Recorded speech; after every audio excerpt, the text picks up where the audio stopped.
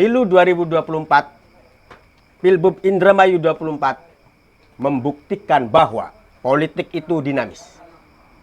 Tidak kaku, tidak pula wajib berada di parpol itu-itu saja, mendukung figur itu-itu saja. Bahkan sesama figur pun bisa berkawan dan saling lawan. Dalam politik tidak ada kawan dan lawan abadi. Politik adalah cara atau proses mencapai kepentingan.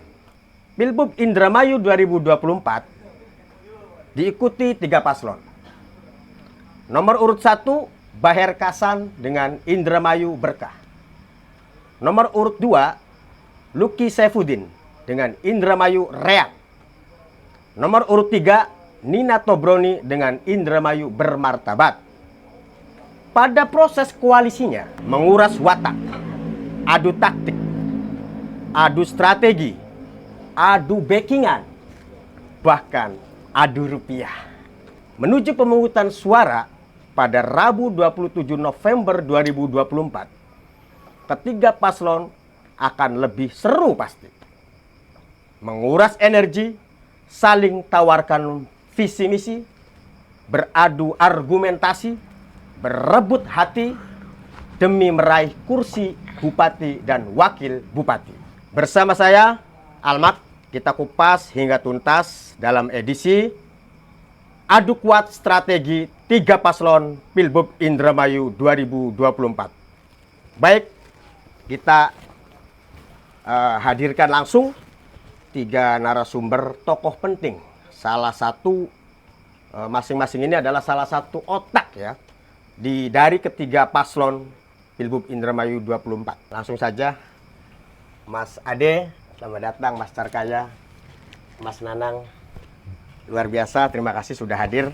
Beliau, Mas Ade ini adalah lulusan Jogja, UIN Sunan Kalijaga. Terakhir, karir politiknya yaitu sebelumnya aktif di PMI Jogja ya, dan sekarang menjadi wakil ketua Gerindra. Yeah.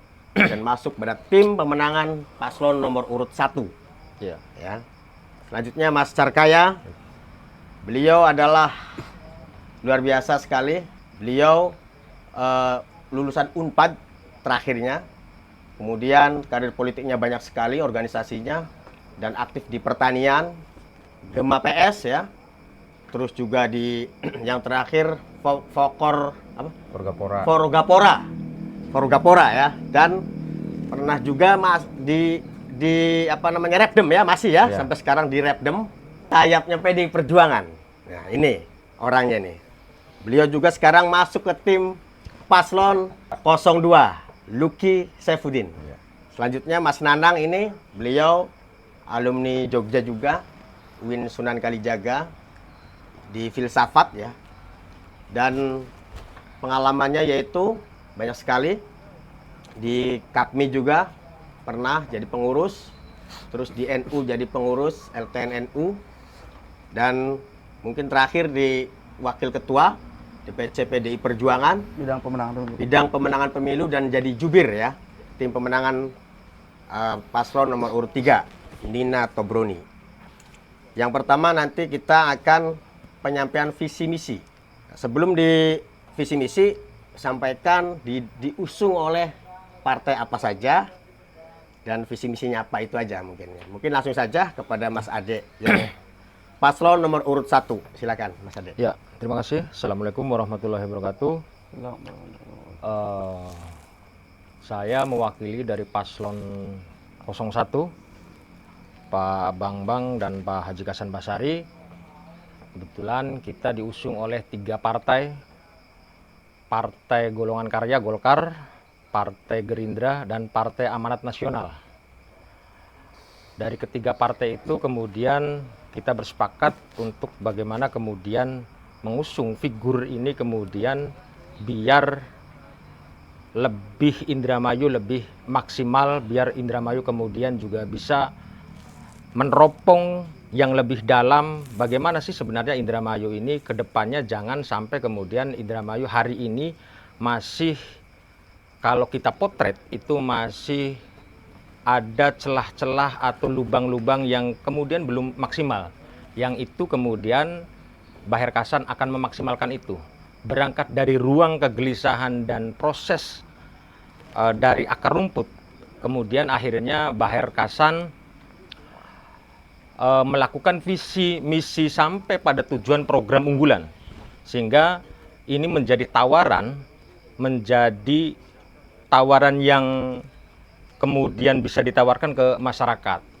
Adapun kemudian visi dari paslon nomor urut 1, visinya menuju Indramayu berkah, berakhlak mulia, ekonomi mandiri, reformasi birokrasi, kualitas SDM unggul, akuntabel dan harmonis. Turunan dari visi itu kemudian menjadi misi. Ada 5 misi yang kemudian diredaksionalkan menjadi misi itu tersendiri. Yang pertama adalah mengembangkan kualitas sumber daya manusia yang berakhlak mulia, sehat, cerdas, dan berdaya saing tinggi. Yang kedua, mengembangkan sumber perekonomian daerah yang produktif dan meningkatkan pendampingan asli daerah. Yang ketiga, mendorong akselerasi tumbuhnya industri pada sektor pertanian dan kelautan. Yang keempat, menguatkan reformasi birokrasi menuju tata kelola pemerintahan yang baik. Yang kelima, mengembangkan sarana dan prasarana dasar dan transformasi sosial yang berkualitas. Itu dari misi sehingga kemudian diterjemahkan ke misi. Adapun program unggulan dari Bang Kasan atau paslon nomor urut 1, salah satunya adalah beasiswa bagi masyarakat berprestasi dan yang kurang mampu. Kenapa kemudian ini menjadi skala prioritas atau program unggulan dari paslon nomor urut 1? Karena kami melihat bahwa sampai sekarang itu beasiswa untuk anak-anak yang berprestasi itu belum maksimal, sehingga paslon nomor 1 bagaimanapun mendorong, karena daya saing ke depan ini masyarakat harus menjadi produktif, harus menjadi kompetisi di seluruh bidang. Maka kemudian kita masih melihat adanya ketertinggalan baik sumber daya manusia, walaupun infrastruktur ini katakanlah ada kemudian sedikit kenaikan tapi kurang maksimal, tapi sumber daya manusia di masyarakat sampai detik ini belum maksimal, sehingga kemudian kita mencoba mendorong kemudian memaksimalkan sumber daya manusia. Tentunya kehadiran pemerintah daerah itu cukup penting, karena bagaimanapun juga masyarakat tanpa kehadirannya pemerintah daerah di tengah-tengah masyarakat ini juga akan ahistoris bagi saya. Sehingga paslon nomor urut 1 mendorong bagaimana kemudian sumber daya manusia, khususnya baik di tingkatan pendidikan ataupun sektor-sektor yang lain yang mestinya juga mesti kita harus garap secara bersama.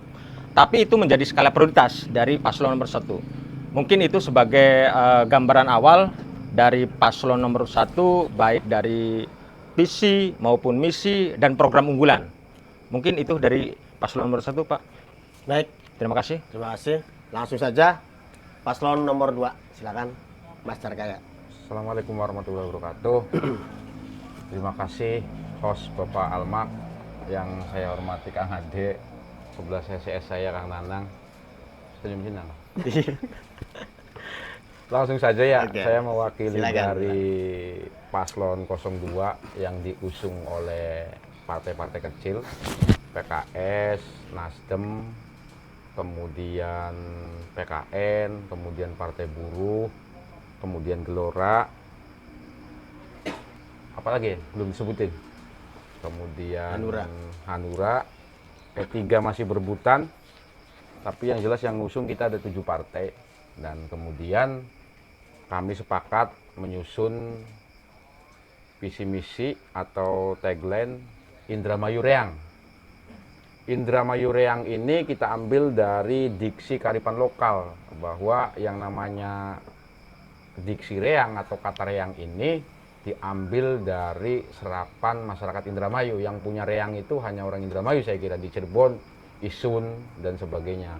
Reang ini singkatan Jadi ada panjangannya. R-nya itu religius, A-nya itu dulu ya, ekonomi kerakyatan, A-nya itu aman nyaman, Eng-nya itu gotong royong. Nah, itu visinya. Kemudian kita breakdown ke misi. Jadi religius itu kemudian kita taruh di depan.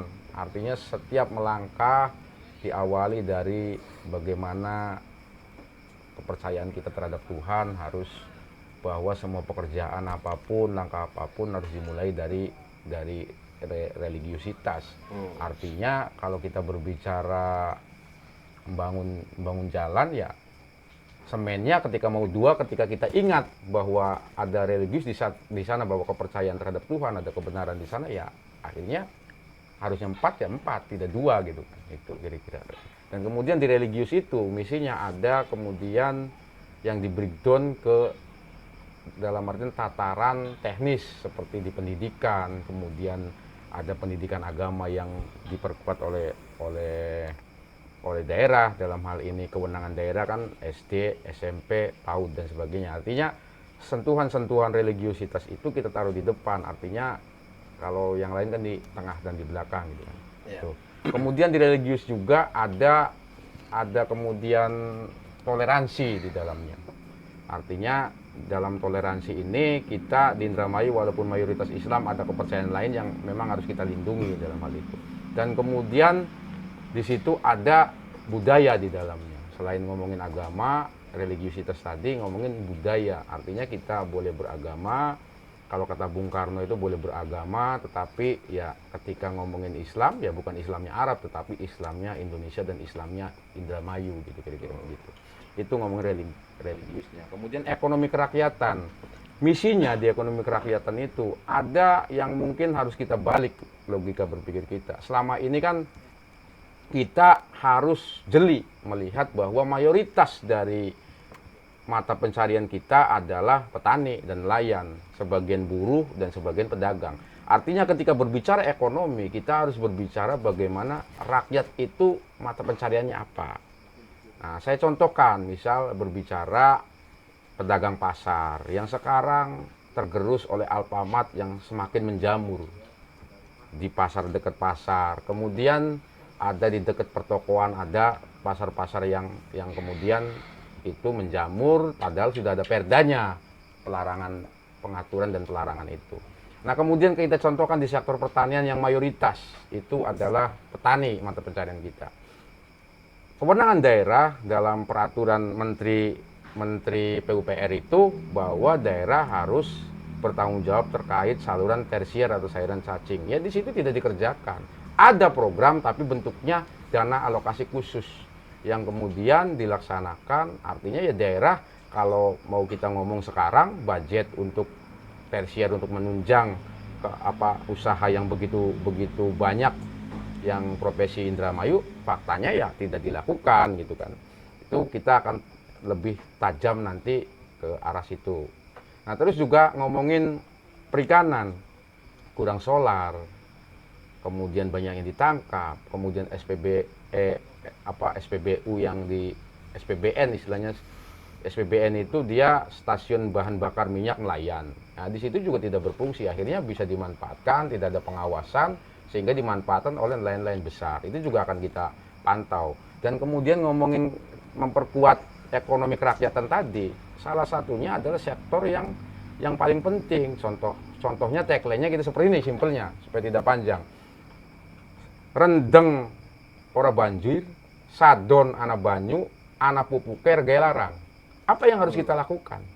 Ya bagaimana kemudian ketika provinsi atau pusat tidak mampu mengcover itu, kita akan mensubsidi dengan pola yang akan kita susun nantinya. Seperti misalkan subsidi pupuk kurang, ya kita subsidi. Ada nggak anggarannya pertanyaannya? Ya kita pelajari fiskal kita yang 3,7 T sekarang. Kira-kira begitu. Kemudian ngomongin aman nyaman. Aman itu, diksi aman itu bagaimana RT, RW, desa bekerja dengan aman, bagaimana pelayanan kesehatan menjadi utama, pelayanan pendidikan menjadi utama, kemudian bagaimana indeks pembangunan manusia juga kita jadi meningkat, jangan seperti sekarang, kita tingkat kemiskinannya paling bawah. dari 12, sekian 2024 sekarang 11,98. Artinya tidak aman dan tidak nyaman kalau kita berbicara tingkat kemiskinan kita rendah gitu kan. Kemudian dari lingkungan kita berdayakan poskamling dan sebagainya supaya apa? Dari tingkat kemiskinan tadi akan meningkatkan tingkat kriminalitas, sehingga ya harus ada koordinasi dari tingkat bawah sampai petugas kepolisian, karena kan ngomongin keamanan ini memang kewenangannya polisi dalam undang-undang seperti itu. Kemudian gotong royong itu warisan dari pendiri bangsa kita. Bagaimana kalau diartikan Indonesianya itu kan ada istilah guyub rukun. Gara-gara kebijakan negara yang tidak ditafsirkan dengan benar, misalkan undang-undang desa. Undang-undang desa itu ngomongin desa punya anggaran untuk masyarakat yang langsung menyentuh ke desa. Tapi faktanya apa? Akhirnya rakyat berpikir bahwa kuwu punya duit, bahwa kuwu ya tidak perlu dibantu, tidak ada lagi gotong royong, gorol dan sebagainya. Dengan gotong royong atau guyub ini kita kemudian membangkitkan semangat kerjasama gotong royong supaya apa? Supaya ya rakyat itu merasa memiliki pemerintahannya, merasa dekat dengan bupatinya, bahwa bupati itu bagian dari rakyat, bahwa yang namanya pembangunan itu kepentingan rakyat juga. Jangan seperti sekarang, misalkan diajak ikut membangun, itu tanggung jawabnya bupati, itu tanggung jawabnya kuwu. Nah maka dari itu kita sangat penting ngomongin kearifan lokal, ngomongin gotong royong, bahwa semua hal yang berkaitan dengan pemerintahan, semua hal yang berkaitan dengan pembangunan harus dikerjakan bersama-sama secara gotong royong, kira-kira begitu. Jadi yang terakhir diksi Reyang ini bagaimana kita menggali kearifan lokal, menggali istilahnya passionnya orang Indramayu untuk membangun Indramayu. Kira-kira begitu. Oke. Saya akhiri. Wassalamualaikum warahmatullahi wabarakatuh. Oke, baik. Lumayan panjang ya. Langsung ke paslon nomor 3, Mas Nanang, silakan. Baik, jadi kawan Carkaya dan kawan Adet termasuk host yang saya hormati. Indramayu bermartabat masih menjadi tagline dan visi yang hari ini menjadi kerja besar dari pemerintahan Bupati Nina. Kami masih tetap dengan visi yang sudah diterapkan sejak 2020 yang lalu dengan 99 program skala prioritas yang kemudian dalam berbagai macam implementasi kebijakan tentu kita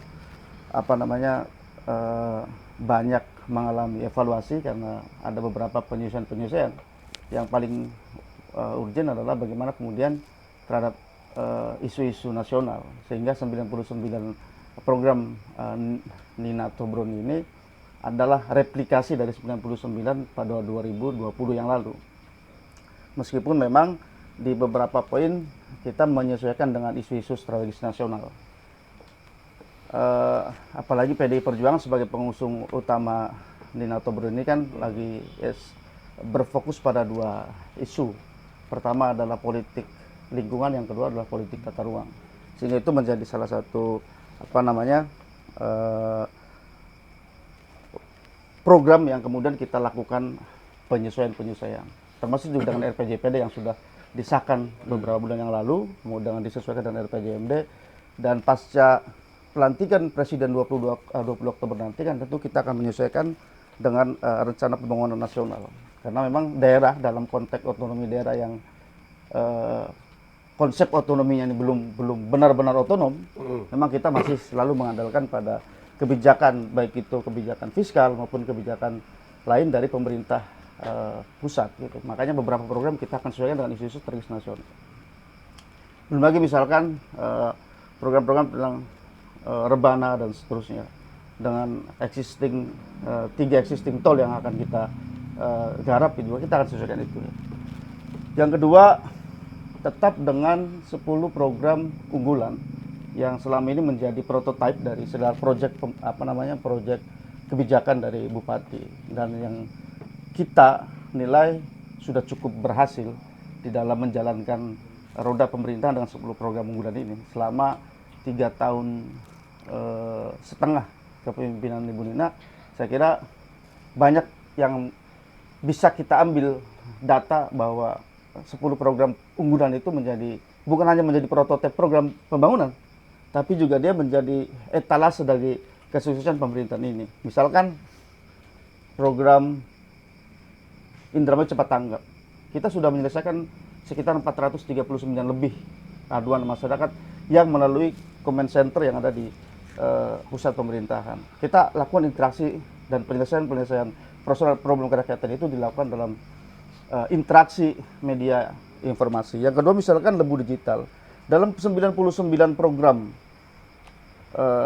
yang kemarin, kita hanya menargetkan di sisa pemerintahan ini cuma 1000 titik penerangan jalan umum. Tapi di akhir pemerintahan Ibu Nina periode pertama ini, kita bisa sampai 200%. Ada 3.600 lampu PJU dalam program Lembu Digital itu sudah terpasang. Kita sudah melampaui target. Yang kedua soal alun-alun rakyat. Itu menjadi salah satu gambaran tentang pembangunan ruang publik yang bisa diakses secara bebas oleh rakyat dan bisa kita nikmati itu. Ada ada taman aspirasi dan seterusnya. Ini kan salah satu gambaran bagaimana kemudian ada kedekatan secara psikologi antara pemimpin dan rakyat lewat simbolisme alun-alun itu. Yang keempat misalkan program Dokmadu atau dokter masuk rumah ya. Kita dalam 3 tahun setengah itu sudah menyelesaikan 4.000 lebih pasien yang sudah ditangani secara langsung itu ya, on the spot, dokter masuk, perawat masuk ke rumah. Ini mendekatkan pelayanan yang bagus. Apalagi sekarang didukung dengan program Bupati namanya UHC, Unit Health Conference gitu, dengan 85 miliar. Ini mengcover ketidakmampuan finansial rakyat dalam akses kesehatan. Ini juga salah satu standar yang akan kita bangun di periode kedua nanti. Yang kedua misalkan perempuan berdikari. Kenapa PERI ini menjadi salah satu program unggulan yang harus kita sampaikan. Indramayu ini salah satu lumbung PMI yang besar. Remiten yang didapatkan dari PMI juga sangat besar. Maka problem selanjutnya adalah bagaimana kemudian ketika PMI itu datang ke Indramayu, setelah pulang dari bekerja, dia mau melakukan apa?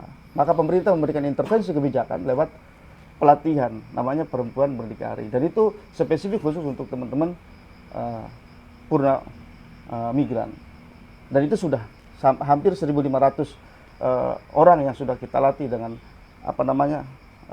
terus juga kita akselerasi dan seterusnya. Karena tahun ke depan di dalam RPJMD kita akan naikkan menjadi 3.000 pekerja migran gitu ya, purna migran itu.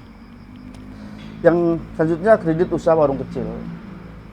Ini kan kita di tengah kebijakan keuangan yang rente itu menjebak pengusaha pelaku usaha kecil di dalam akses terhadap permodalan. Maka intervensi pemerintah daerah dalam hal ini Ibu Nina dalam rangka melindungi UMKM kecil itu dia memberikan kredit usaha warung kecil dengan bunga yang sangat rendah. Dan itu sudah terakses lebih dari 1.731 UMKM. Dan kita ditargetkan di periode kedua nanti bisa menaikkan. Sambil juga kemudian melakukan pendidikan kepada mereka tentang akses kepada perbankan. Karena problemnya bukan intervensi kebijakannya, tapi kadang-kadang sekarang kan melalui BI checking dan seterusnya ya. Dan kita kadang banyak yang terjerat pinjol dan seterusnya. Itu ini yang akan sedang kita terapkan standar operasional prosedur bagaimana kemudian kerucil itu juga terakses secara luas gitu. Yang kedua bersuling. Sebenarnya bersuling tadi yang bagian dari problem solving dalam memetakan seluruh persoalan yang terjadi di tengah-tengah masyarakat. Kalau forum-forum resmi ada namanya Musrembang dan seterusnya. Nah, bersuling ini sebenarnya aspeknya bukan hanya aspek religiusitas itu. Kan bersuling itu berjamaah subuh keliling. Tapi ada aspek sosial yang ingin kita bangun, bahwa kedekatan itu harus dilakukan. Bicara soal persoalan kerakyatan itu bukan hanya dalam forum-forum resmi, tapi juga di dalam masjid kemudian dan seterusnya. Itu yang sedang kita lakukan. Dan itu sudah dilakukan lebih dari 1.400 kali dilakukan. Sehingga kita banyak terserap di luar forum-forum resmi. Yang selanjutnya kejar paket. Nah, problem indeks pembangunan manusia kita yang dari tahun ke tahun ini sebenarnya trennya positif itu salah satunya adalah akses terhadap pendidikan bagi mereka yang selama ini tidak mendapatkan akses pendidikan, Bung Alma. Nah, maka salah satu program unggulan Bupati adalah kejar paket.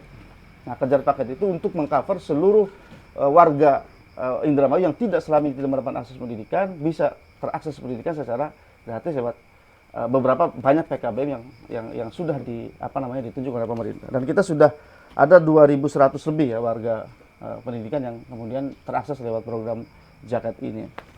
Yang selanjutnya, yang 9 dari 10 program itu adalah lacak aset daerah. Ini problem bukan hanya problem daerah, Mak. Ini salah satu program nasional juga. Betapa banyak aset negara yang hari ini ada barangnya tapi tidak tercatat dalam neraca negara. Terakhir Hostel Sultan di depan Bundaran HI itu. Baru zaman Sri Mulyani kemudian dilakukan. Di Indramayu juga banyak aset daerah yang tidak tercatat dalam neraca aset daerah. Sehingga program Lada ini kemudian melakukan penelusuran lebih lanjut terhadap seberapa besar sih kita punya aset. Maka dalam 3 tahun pemerintahan Ibu Nina kita sudah menyelesaikan lebih dari 1.620 bidang tanah. Yang kalau dikonversi menjadi uang dia sudah hampir 200 miliar lebih. Itu kan kekayaan daerah yang kemudian kita ambil menjadi kewenangan daerah. Contohlah asrama kita itu dulu di Jogja, Bang Ade. Sampai sekarang tidak tercatat dalam neraca itu. Karena saat pembeliannya menggunakan atas nama pribadi. Kita ingat semua peristiwa itu. Nah, peristiwa-peristiwa itu yang kemudian ingin kita rapihkan. Maka lewat program lacak aset daerah itu, pemerintah daerah lewat Ibu Nina itu mengejar di mana kita punya aset. Maka sudah ada 1.602 bidang tanah yang sudah kita kuasai.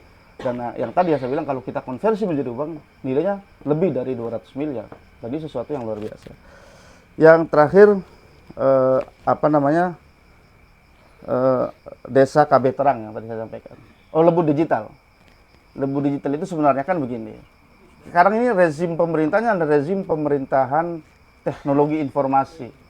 Semua orang bisa akses informasi melalui teknologi. Makanya pemerintah daerah melakukan intervensi kebijakan terhadap pemerintah desa itu. Bagaimana pemerintah desa mampu mengelola pemerintahnya dengan pendekatan-pendekatan teknologi informasi. Dan kita sudah menyelesaikan itu barang lebih dari 2058 program dari 9 program yang ada dalam Lebu Digital itu. Dari 309 desa ya, karena kita tidak menyentuh kelurahan.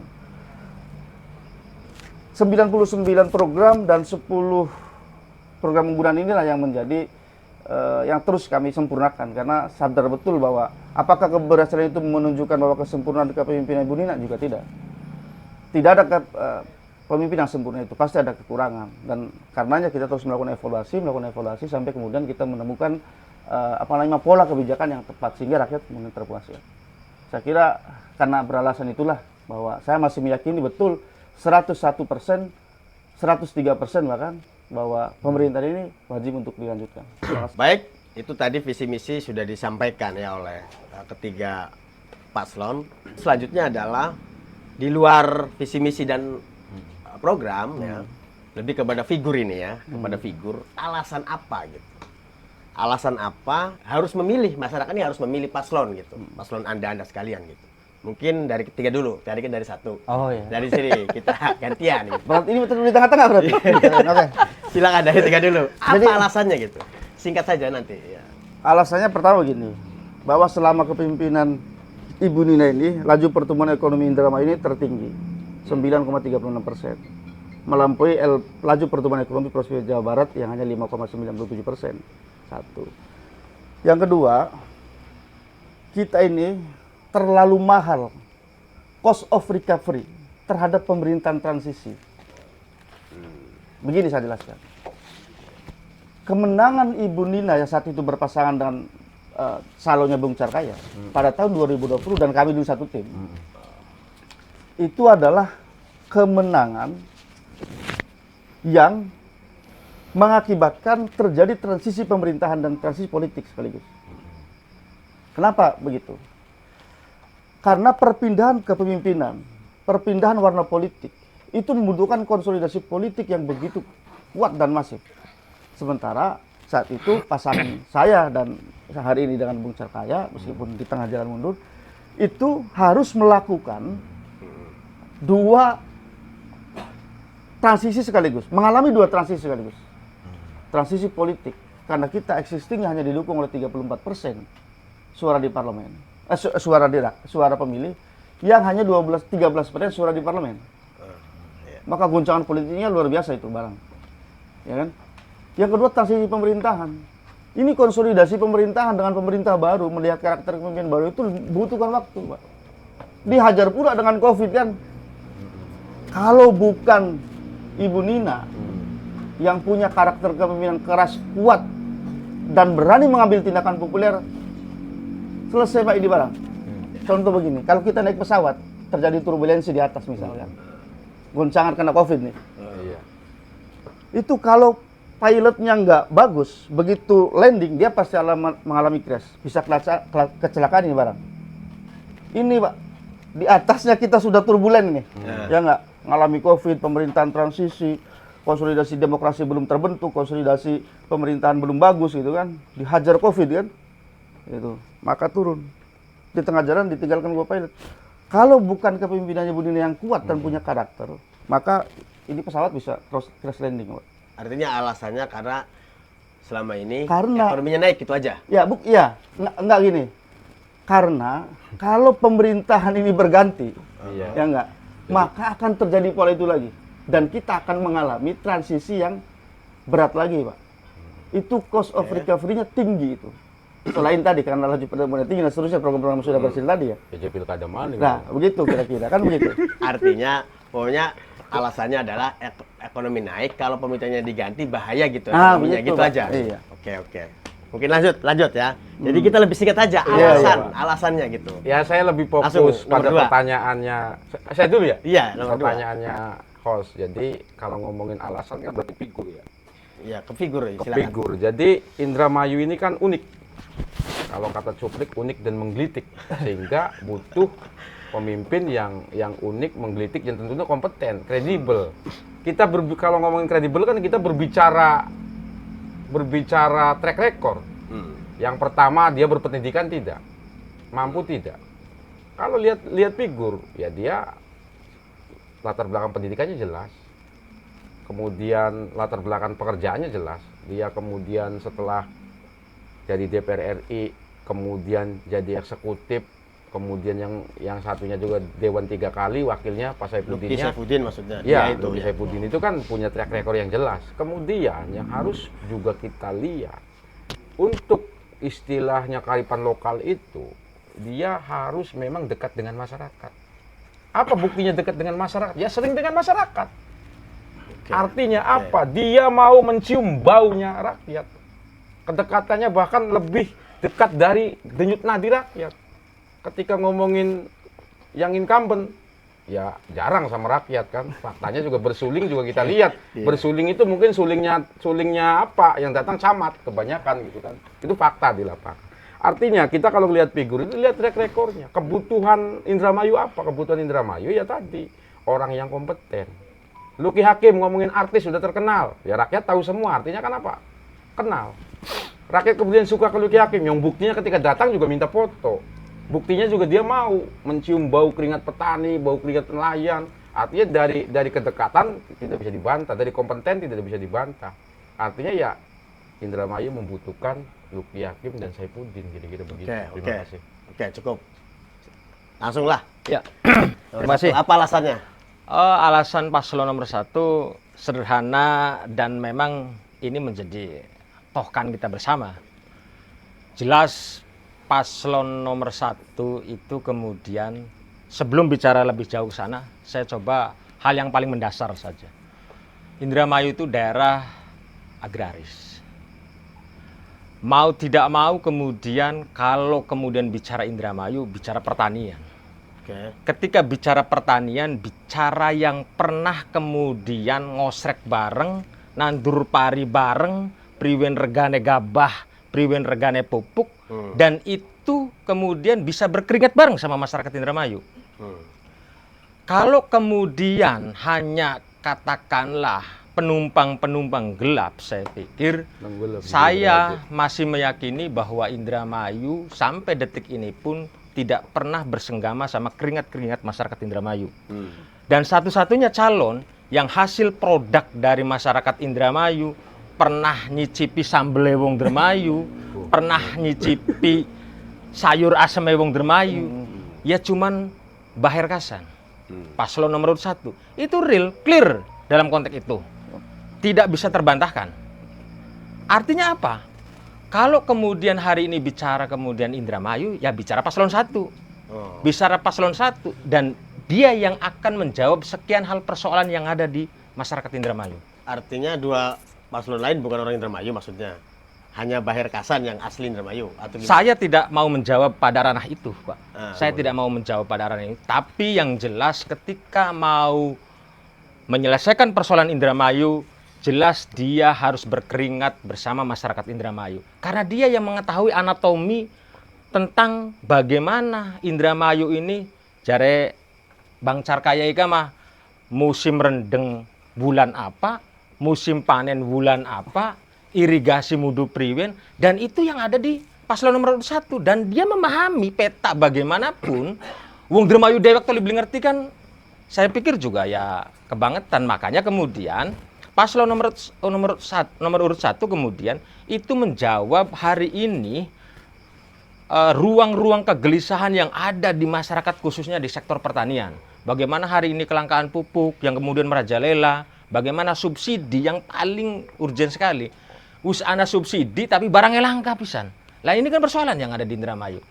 Dan itu yang mengerti dan memahami bagaimana kelangkaan pupuk itu ya cuma paslon nomor 1, Pak. Terima kasih. Oke. Itu alasannya ya. Alasannya. Kenapa harus dipilih Clear itu, Pak. paslon aneh. Oke.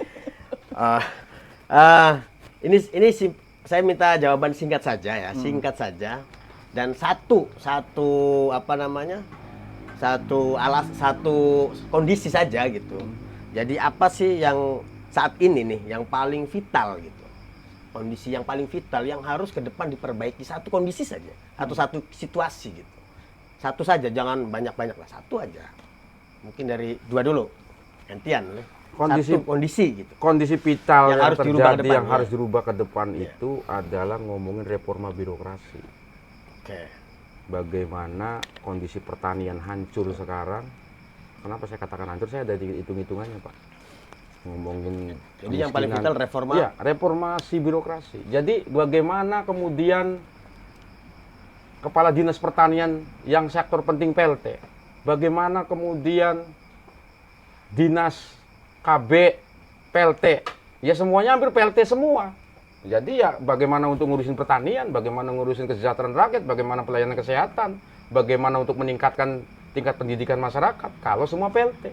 PLT itu ngomongin kebijakan, ngomongin apa, kewenangannya itu tidak seperti definitif. Akhirnya apa? Berhubungan dengan silpa. Artinya, ya kalau mau kita kritik pemerintah sekarang, dia itu tidak bisa koordinasi. Tidak bisa apa istilahnya mah merangkul birokrasi, cenderung tidak tahan kritik, dan lebih parahnya lagi dia otoriter. Oke, artinya reforma birokrasi lah gitu ya, yang harus diperbaiki ke depan menurut paslon 2. Langsung paslon 3 apa nih? Satu kondisi yang harus ke depan diperbaiki atau satu Saya kira situasi. penguatan pada seorang leadership ya. Karena kita memang dalam menghadapi Indramayu ini masih transisi. Ya, karena tadi ya, karena berbagai macam persoalan tadi. Maka yang paling kuat adalah terkait dengan kita membutuhkan strong leadership. Pemimpin yang kuat, pemimpin yang berani mengambil tindakan tidak populer. Oke. Bukan pemimpin yang politis. Pemimpin yang sanggup menyelesaikan tugasnya sampai akhir periode. Setelah itu ke belakang bareng Maksudnya bagus. yang harus diganti ke depan leadershipnya atau gimana maksudnya? Kepemimpinannya, kepemimpinan itu. Kepemimpinan ya. Kepemimpinannya. Oke. Jadi memang harus kepemimpinan yang kuat ya dalam memimpin Indramayu. Dan menurut paslon 3 yang paslon 3 yang paling kuat gitu. the one and only. Yes. Oke, apa nih menurut paslon 1 nih yang harus di satu kondisi saja? Kalau satu situasi. paslon nomor 1 jelas, saya dari awal sekali juga jelas, clear kemudian mengatakan bahwa sektor pertanian itu sangat vital. Pertanian ya, oke. ya, kenapa kita yang harus kita kejar adalah sektor pertanian? Karena jelas Pak, salah satu penyuplai padi nasional itu salah satunya juga Indramayu. Ketika bicara kemudian padi, itu bicara kemudian struktur tanah. Ketika bicara struktur tanah, bicara kemudian instrumen pupuk dan macam-macamnya. Lah ini kan hari ini kemudian juga banyaknya kelangkaan pupuk, di mana-mana, banyaknya kemudian juga tengkulak-tengkulak yang tidak jelas. Ini kan tidak ada penetrasi kemudian dari pemerintah daerah. Kelangkaan pupuk musim kemarin saja itu merajalela di mana-mana, termasuk di desa saya. Wis butuh pupuk, tapi jarehnya anak subsidi, angel. Lah ini kan problem, Pak. Problem masyarakat, dan ketika bicara pertanian, iya bicara Indramayu. Ketika bicara Indramayu, bicara kemudian hari ini yang mengerti kondisi Indramayu, ya paslon nomor 1, Pak, jelas, clear itu, mah. Oke, pertanian, reforma birokrasi, leadership gitu ya. Itu ya kondisi ke depan yang harus diperbaiki gitu.